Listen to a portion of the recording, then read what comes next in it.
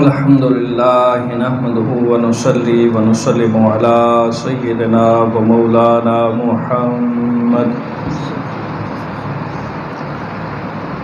صلى الله تعالى على محمد صلى الله عليه وسلم رسوله النبي الكريم الحنين الرؤوف الرحيم اما بعد فاعوذ بالله من الشيطان الرجيم بسم الله الرحمن الرحيم كنتم خير أمة آمنت بالله صدق الله العظيم قال الله تبارك وتعالى في شان حبيبه مخبرا وآمرا ان اللہ وملائکتہ یصلون علی النبی یا ایہا الذین آمنوا صلوا علیہ وسلموا تسلیما۔ تمام حضرات بآواز بلند درود پاک، آواز آنی چاہیے، کافی تعداد ہے، آواز آنی چاہیے۔ اللہم صلی علی سیدنا و مولانا محمد وعلی آل و اصحاب سیدنا و مولانا محمد وبارک وسلم وصلی علیہ۔ الصلاۃ والسلام علیک یا رسول اللہ وعلی آلک و اصحابک یا حبیب اللہ۔ الصلاۃ والسلام علیک یا شفیع المذنبین وعلی آلک و اصحابک یا رحمۃ للعالمین۔ بعد از حمد و ثنا نہایت واجب الاحترام دوستو، بزرگو، عزیز ساتھیو، آج کے جمعۃ المبارک کے بابرکت دن کے اندر مالک کریم کے کرم سے اللہ رب العزت کی پسندیدہ جگہ مسجد میں اور آپ جمع ہیں۔ دعا فرمائیں مالک کریم مجھے حق و سچ بیان کرنے کی اور ہم سب کو سن سنا کر عمل کرنے کی توفیق عطا فرمائے۔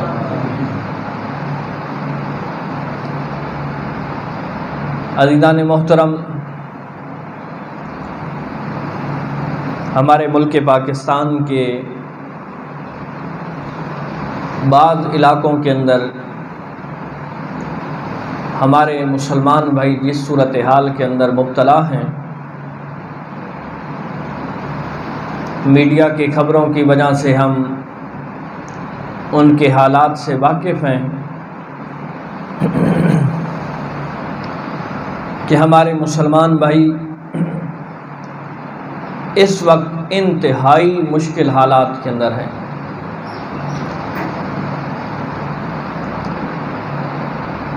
ہزاروں کی تعداد کے اندر لوگوں کے گھر سیلاب کے اندر بہہ گئے ہیں۔ روزانہ بنیاد پہ بہت زیادہ اموات ہو رہی ہیں، لوگ فوت ہو رہے ہیں۔ اس مشکل کی گھڑی کے اندر ہم سب کا کیا فرض بنتا ہے؟ کیونکہ نبی کریم علیہ الصلاۃ والسلام کے کلمہ گو عاشقان مصطفیٰ، میرے مصطفیٰ کے غلاموں، میرے مصطفیٰ کا فرمان ہے کہ مسلمان ایک جسم واحد کی طرح ہے۔ اس حدیث پہ توجہ کیجئے، فرمایا مسلمان ایک جسم واحد کی طرح ہے۔ جہاں کہیں بھی کوئی مسلمان بستا ہے، جو بھی کلمہ گو ہے، نہ خاندان کی بات ہے، نہ رنگ و نسل کی بات ہے، نہ علاقے اور ملک کی بات ہے، بلکہ صرف ایک ہی تعلق جو ہے وہ ہے کلمہ گو ہونا، میرے مصطفیٰ کا امتی ہونا۔ فرمایا جہاں کہیں بھی مسلمان ہو، مسلمان جسم واحد کی طرح ہے۔ پھر آگے اس کی وضاحت فرمائی کہ جسم واحد، کہ جس طرح جسم واحد کے اندر جسم کے کسی عضو کے اندر، کسی حصے کے اندر اگر تکلیف ہوتی ہے تو پورا جسم اس تکلیف کو محسوس کرتا ہے۔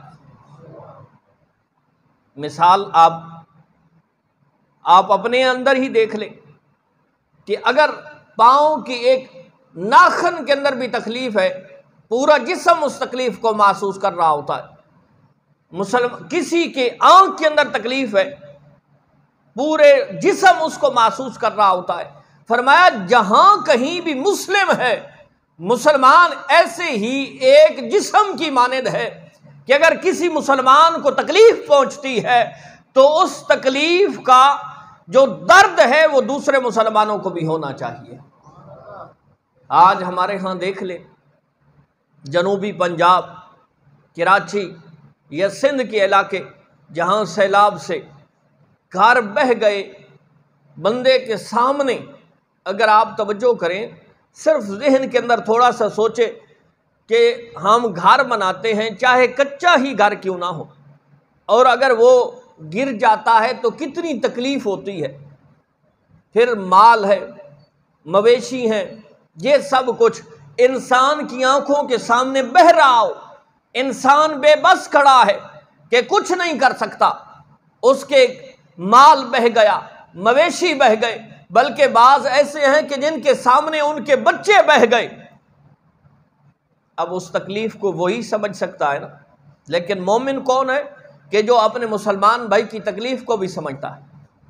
مومن جسم واحد کی طرح ہے، مسلمان جسم واحد کی طرح ہے، جس طرح اس کے کسی عضو کو تکلیف ہو تو سارا جسم اس تکلیف کو محسوس کرتا ہے، اسی طرح ملک پاکستان ہو یا ملک پاکستان کے علاوہ کسی بھی ملک کے اندر اگر مسلمان کو تکلیف پہنچتی ہے، اس پہ کوئی مصیبت آتی ہے، اگر اس پہ کوئی آزمائش آتی ہے، تو مسلمان اور دوسرے مومن کا یہ حق ہے کہ وہ اس تکلیف، اس پریشانی، اس مصیبت کے اندر وہ اپنے مسلمان بھائی کے لیے جو کچھ کر سکتا ہے کرے۔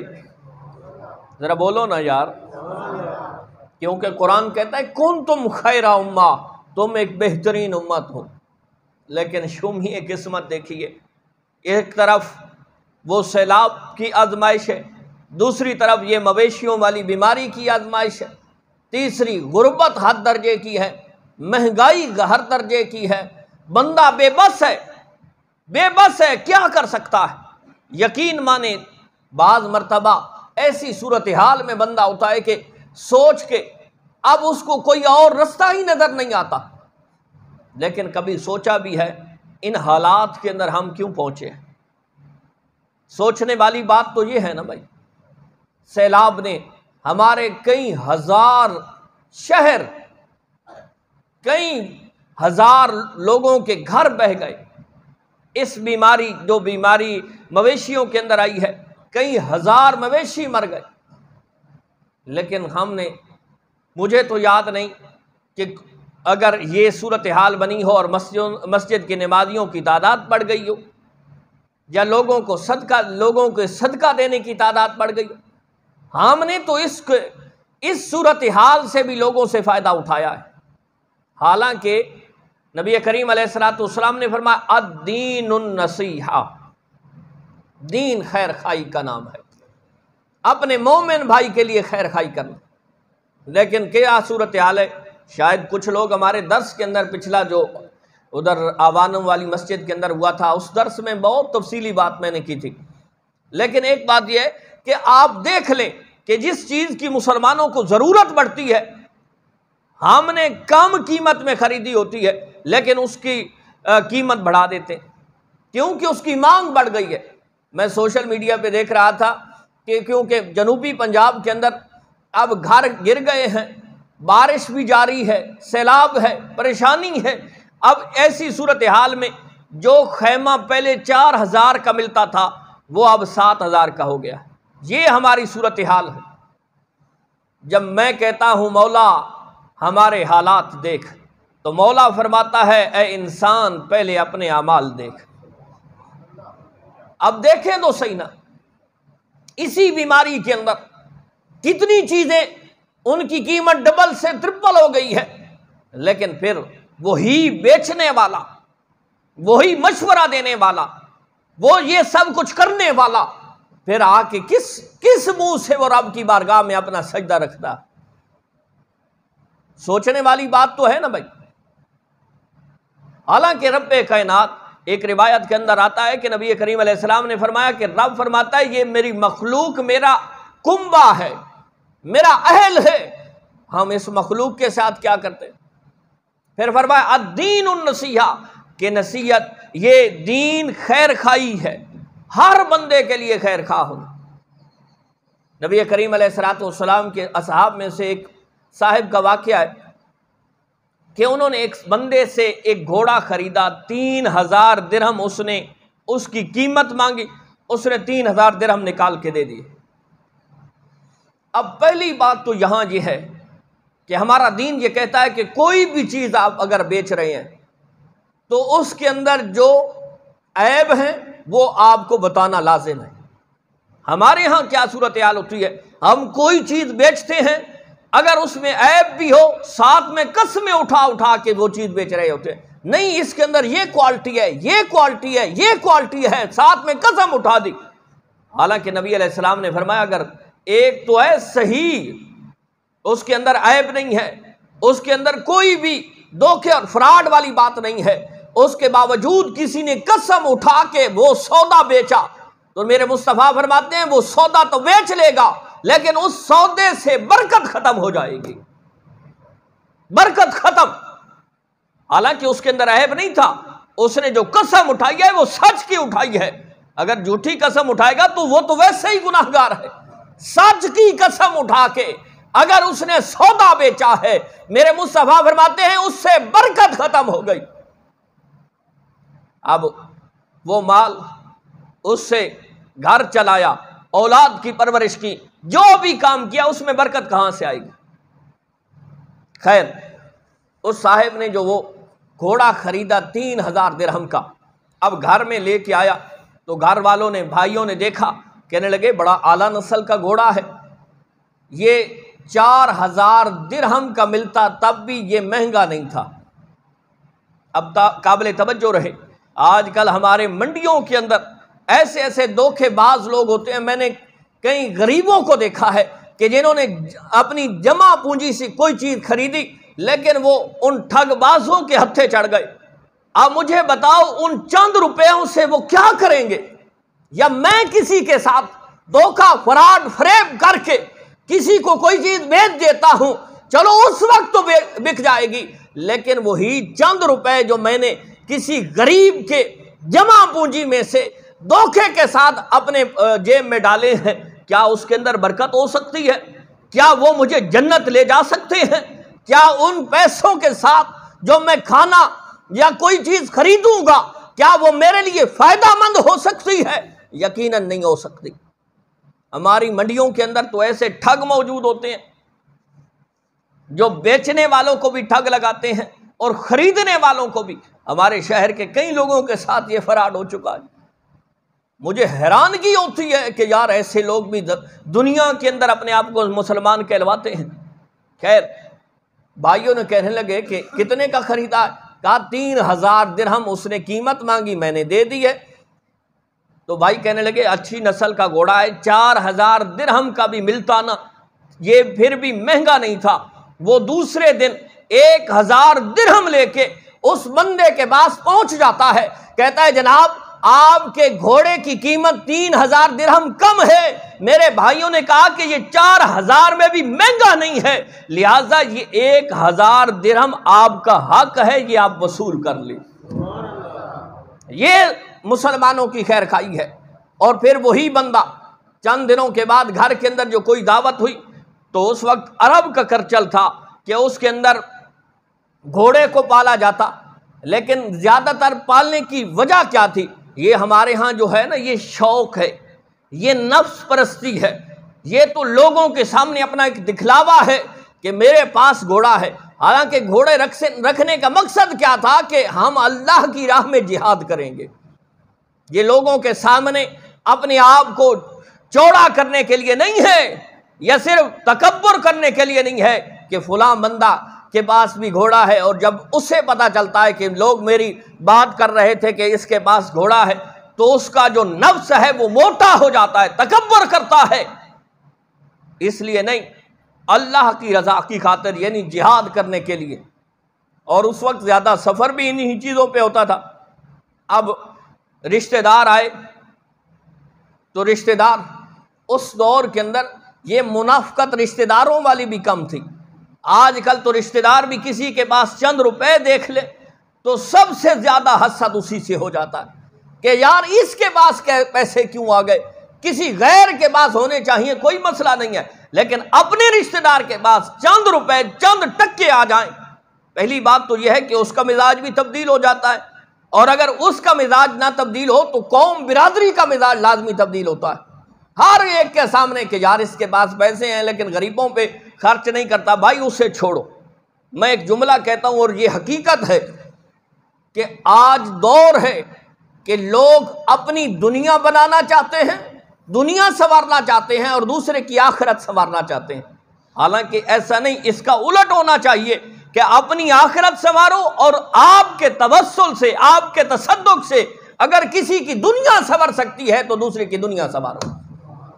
اب رشتہ داروں نے جب وہ گھوڑا دیکھا تو کہنے لگے یار بڑا بہترین گھوڑا ہے، کتنے کا خریدا ہے؟ اس نے کہا 4000 درہم کا۔ کہنے لگے نہیں، یہ گھوڑا تو 5000 درہم کا بھی ملتا تب بھی مہنگا نہیں تھا، یہ تمہیں سستا مل گیا ہے۔ اب اس بندے مومن کا مزاج تو دیکھیے، وہ دوسرے دن 1000 درہم لے کے پھر اس گھوڑے کے مالک کے پاس پہنچ جاتا ہے، کہتا ہے جناب یہ رکھیں، آپ کو آپ کی چیز کی قیمت کا پتہ نہیں تھا، میرے رشتہ داروں نے اس کو دیکھا ہے، وہ کہتے ہیں یہ 5000 درہم کا ہے، لہذا آپ کو میں نے 4000 دیے تھے، لہذا یہ میں آپ کا نقصان نہیں کرنا چاہتا، یہ 1000 درہم اور رکھ لیں۔ آج تو لوگ کسی کی کوئی چیز اگر بیچنے والا مہنگی بیچ دے تو کہتا ہے کس طرح اس کو ٹھگ لگایا ہے، اور کوئی بیوپاری وہ اگر کسی وجہ سے کم قیمت میں خرید لے تو پھر بہت جلدی سے وہاں سے اس کو چھوڑ کے لے جاتا ہے کہ کہیں یہ اپنے سودے سے نہ پھر جائے۔ لیکن ہمارا دین کیا کہتا ہے؟ الدین النصیحہ، دین یہ خیر خواہی کا دین ہے، آپ کی وجہ سے کسی کا نقصان نہیں ہونا چاہیے، آپ کو خیر خان۔ محدثین فرماتے ہیں کہ مومن ہمیشہ خیر خواہ ہوگا اور خیر خواہ ہمیشہ مومن ہوگا۔ جو بدخواہ ہے، جو لوگوں کو تکلیف پہنچاتا ہے، جو لوگوں کا نقصان کرتا ہے، وہ کامل مومن بھی نہیں ہے، وہ صرف کہلوانے والا مومن ہے۔ پھر اسی بات کو آپ کتابوں میں پڑھیں کہ پھر مدینہ طیبہ کے اندر گھوڑوں کی دوڑ ہوا کرتی تھی۔ آج بھی ایک میدان ہے جس کا نام ہے سباق الخیل، کہ گھوڑوں کے دوڑنے کا وہ میدان۔ تو گھوڑ دوڑ ہوئی، اس نے جس صاحب نے وہ گھوڑا خریدا تھا اس نے حصہ لیا، اور اتفاق کی بات ہے، مولا کی شان دیکھیے کہ وہ گھوڑا پہلا نمبر آ گیا، فرسٹ پوزیشن آ گیا۔ اب جو پہلی پوزیشن آیا ہے سارے لوگ دیکھنے لگے، کہنے لگے بڑا اعلیٰ نسل کا گھوڑا ہے، بہت ہی اچھا ہے۔ اب لوگوں نے اسے پوچھا کہ کتنے کا خریدا ہے؟ کہا 5000 درہم کا۔ لوگ کہنے لگے کہ یار یہ اگر 6000 درہم میں بھی ملتا تب بھی مہنگا نہیں تھا، اس کی قیمت 6000 ہونی چاہیے تھی۔ وہ بندہ جو پہلے 3000 کا خرید کے چوتھا 1000 بھی یعنی 1000 درہم پہلے دے چکا، پھر دوسری مرتبہ 1000 درہم پھر دیا، 5000 درہم۔ پھر جب لوگوں نے کہا کہ یہ تو 6000 درہم کا ہے، پھر دوسرے دن وہ 1000 درہم لے کے اس بندے کے پاس پہنچ جاتا ہے، کہتا ہے کہ ہمارا دین ہمیں مسلمان کی خیر خواہی سکھاتا ہے، لہذا میں آپ کا نقصان نہیں کرنا چاہتا۔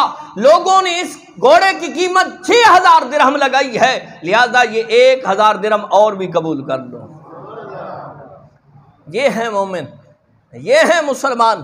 آج میں اور آپ کہتے ہیں جی دیکھیں نمازیں بھی پڑھتے ہیں، اس کے باوجود ہمارے گھروں کے اندر برکتیں نہیں آتی، اس کے باوجود ہمارے رزق کے اندر برکت نہیں آتی، اس کے باوجود ہماری اولادیں ہماری تابع فرمان نہیں ہوتی، اس کے باوجود سب کچھ ہونے کے باوجود یہ دل مطمئن نہیں ہوتا، یہ ذہنی سکون میسر نہیں ہے۔ کوئی وظیفہ بتا دیں عالی جا، اس سے بڑھ کے اور کیا وظیفہ ہو سکتا ہے؟ آج اور میں اور آپ اگر اس چیز کا تہیہ کر لیں، اپنے ذہن کے ساتھ، اپنے دل کے ساتھ یہ وعدہ کر لیں کہ آج کے بعد کسی مسلمان کے ساتھ دھوکہ نہیں کرنا، فراڈ نہیں کرنا، فریب نہیں کرنا، کسی کی اگر کوئی چیز اگر اسے پتہ نہیں ہے اور وہ اس کی قیمت تھوڑی مانگ رہا ہے تو آپ کو چاہیے اسے بتائیں کہ جناب آپ بھول رہے ہیں، اس شے کی قیمت تو زیادہ ہے۔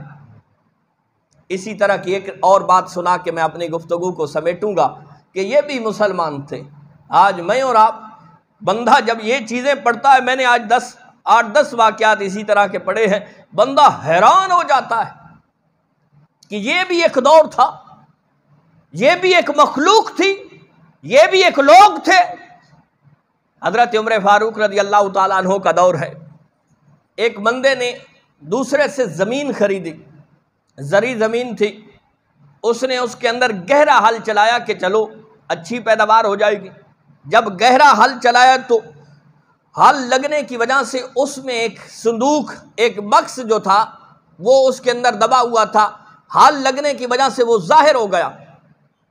اب اس مالک نے جب اس کو کھول کے دیکھا تو اس کے اندر بہت زیادہ سونا چاندی ہے، مال و زر ہے۔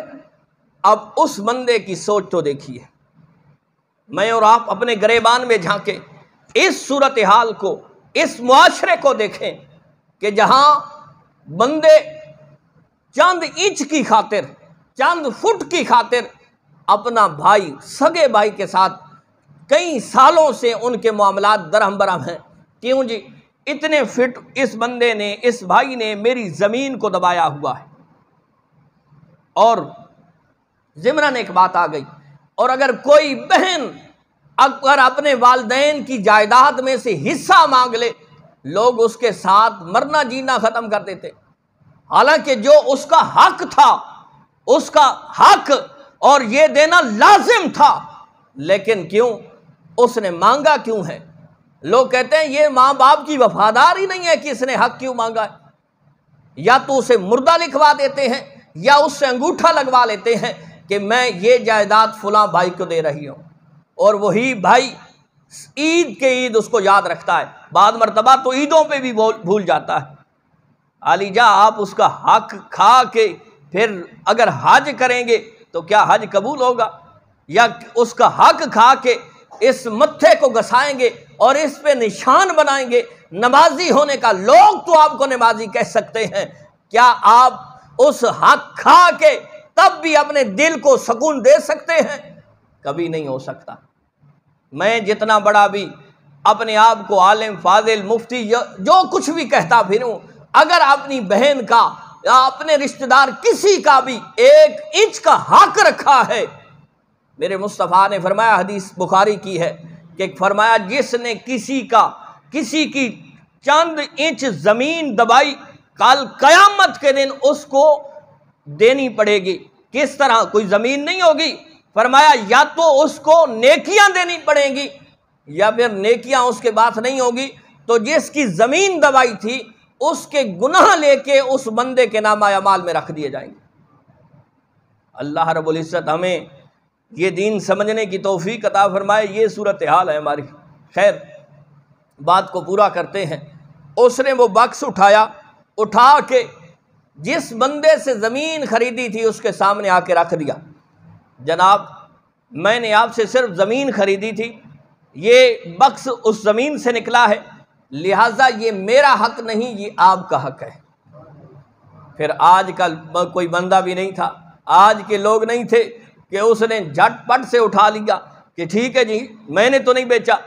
یہ چند سالوں کی بات آپ کے سامنے ہے، جب یہ ہمارے ہاں یہ اٹامک بنی ہے، لوگوں کی زمینیں اٹامک کے اندر جب آئی ہیں نا، جو لوگ بیچ چکے تھے، پھر رشتہ داری، تعلق، دوستی کی وجہ سے ان کے نام پڑی تھی، لیکن حقیقت میں وہ بیچ چکے تھے۔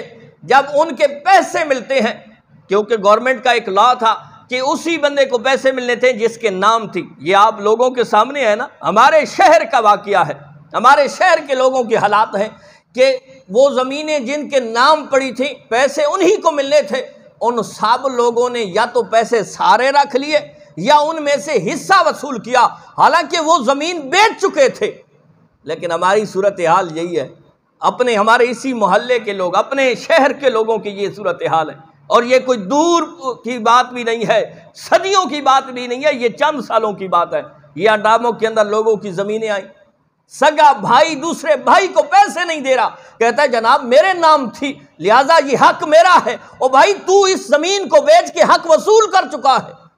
پھر کہتا ہے کہ جی دیکھیں بیماریاں بھی ہیں، آزمائش بھی ہے، یہ حالات عجیب سے عجیب تر ہوتے جا رہے ہیں، ہمیں توبہ کرنی چاہیے۔ میرے دوست، میرے بھائی، میرے مومن بھائی، یہ دیکھ تو صحیح، کبھی اپنے اس گریبان میں جھانکا ہے تو کتنے لوگوں کا حق کھا چکا ہے؟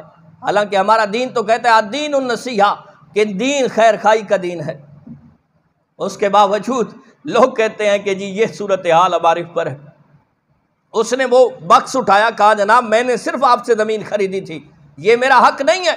اور آگے وہ بھی بندہ دیکھ، اس نے کہا جناب جب میں نے زمین بیچ دی ہے، اس زمین سے جو کچھ نکلے گا یہ بکس اب میرا نہیں، یہ آپ کا ہے۔ ہائے ہائے ہائے۔ اور پھر یہ اختلاف اتنا بڑھتا ہے کہ عدالت میں پہنچ جاتا ہے۔ آج کے دور کے اندر عدالتیں دیکھیں کہ عدالتوں کے اندر صرف اس لیے پہنچتے ہیں کہ یہ اس کا حق نہیں میرا حق ہے، اور اس میں بھی کیا ہوتا ہے، جھوٹے کاغذات بنائے جاتے ہیں، جھوٹے اس کی کوئی نہ کوئی رسیدیں بنائی جاتی ہیں کہ میں نے اس کو اتنے پیسے دیے تھے، یا میں نے اس سے یہ چیز خرید لی تھی، یا یہ میرا حق ہے۔ ہر بندہ وہاں لڑ رہا ہوتا ہے۔ حالانکہ سوچئے گا، رزق حلال سے مال و دولت کمانا، میں کئی مرتبہ آپ سے گزارش کر چکا ہوں، ناجائز نہیں ہے، لیکن کسی کا حق کھا کے، کسی کے مال کو دھوکہ کے ساتھ اس سے اینٹ کے، اس سے وصول کر کے اگر اپنی جیب کو تازہ کرنا ہے اور اپنی اولاد کے لیے اکٹھا کرنا ہے، میرے دوست تجھے اس وقت تک موت ہی نہیں آئے گی جب تک یہ اولاد تیرے سامنے تیری نافرمانی نہ کرے۔ یہ باتیں تھوڑی سی کڑوی ضرور ہیں، لیکن بعض مرتبہ ڈاکٹر اس لیے بھی انجیکشن لگاتا ہے، درد تو ہوتا ہے لیکن اس سے شفا جلدی ہوتی ہے۔ یہ باتیں سخت ضرور ہیں لیکن یہ کرنا ہمارا حق بھی ہے اور اس معاشرے کے لیے لازم بھی ہے۔ تو جب بات قاضی کے پاس پہنچی، ہر ایک کہتا ہے جناب میں نے صرف پہلے نے کہا میں نے زمین خریدی ہے، یہ بکس میرا نہیں اس کا ہے۔ دوسرے نے کہا جب میں نے زمین اس کو بیچ دی ہے اب میرا حق نہیں، یہ اس کا حق ہے۔ یہ بھی ایک دور تھا۔ اب قاضی آج کے دور کا قاضی تو نہیں ہے جس کو 100% علم ہو گیا ہے کہ جرمی کون ہے، اس کے باوجود شام کو بندے پہنچ گئے، روپے کی قید اعظم کی ریل پیل پڑ گئی، پھر دوسرے دن اس جو فیصلہ ہونا تھا اس فیصلے کا نتیجہ تبدیل ہو گیا۔ پورے شہر کو پتا ہے، پورے علاقے کو پتا ہوتا ہے کہ جناب یہ جرمی ہے اور یہ جرمی نہیں ہے۔ بعض مرتبہ جرمی لوگوں کو چھوڑ دیا جاتا ہے کیونکہ جو اس وقت کرسی پہ بیٹھا ہوتا ہے اس کے گھر قید اعظم پہنچ چکا ہوتا ہے یا سفارت پہنچ چکی ہوتی ہے۔ ہماری صورتحال تو یہ ہے، لیکن یہ اس دور کی باتیں ہیں کہ جب قاضی بھی جو وقت کا اگر خلیفہ بھی آ جاتا تو وہ مجرم کی حیثیت کے سامنے قاضی کے سامنے کھڑا ہوتا تھا، کسی کو کوئی استثناء حاصل نہیں ہوتا تھا۔ آج ہم برباد کیوں ہو رہے ہیں؟ ہمارا ملک جس کے پاس سب کچھ ہے اس کے باوجود یہ روز بروز اس کا گراف گرتا کیوں جا رہا ہے کہ ہمارے غریبوں کے لیے قانون اور ہے، امیروں کے لیے قانون اور ہے۔ غریب اگر کسی سے کوئی جرم ہو جاتا ہے اس کی پوری برادری کو اٹھا کے لے جاتے ہیں، اور امیر سے جرم ہو تو پھر اس کو بھی چند دنوں کا استثناء دے کے باہر نکال دیتے ہیں۔ امیر روتا رہے بلکتا رہے، ہماری پولیس نہیں آتی، اور غریب روتا رہے بلکتا رہے سب کچھ کرتا رہے، لیکن پولیس کے کان پہ جوں تک نہیں ریکھتی، اور امیر رات کے 2 بجے ہماری عدالتیں کھل جاتی ہیں، پھر کہتے ہیں کہ مولا ہمارے حالات دیکھ۔ رب ہی فرماتا ہے اے میرے بندے اپنے اعمال دیکھ۔ بات کو سمیٹتے ہیں۔ اب قاضی بھی حیران ہے کہ یہ صورتحال، لینے والی نہیں دینے والی ہے۔ اس نے کہا جناب میں 2 دن کے بعد اس کا فیصلہ کروں گا۔ جب دوسرے دن 2 دن کے بعد فیصلہ کیا، اس نے کہا ایک کا بیٹا جوان ہے، دوسری کی بیٹی جوان ہے، لہٰذا آپ میں دونوں آپس میں رشتہ کر لیں اور یہ جو مال ہے ان کو بطور تحفہ کے دے دیں۔ یہ الدین النصیحہ، ہمارا دین خیر خواہی کا دین ہے۔ میرے بھائی، ان دنوں کے اندر خصوصاً سیلاب کی وجہ سے ہمارے لوگ مر رہے ہیں، ان پہ بہت زیادہ آزمائش آئی ہوئی ہے۔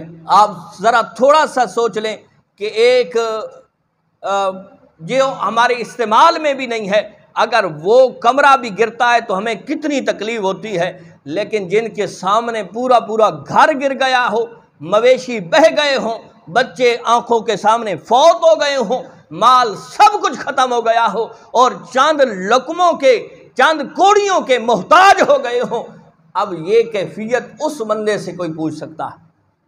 تو میرے بھائی، میری صرف آپ سے اتنی ہی گزارش ہے کہ کنتم خیر امہ، یہ جو قرآن نے کہا ہے کہ تم بہترین امت ہو، پھر بہترین امت بن کے دکھاؤ۔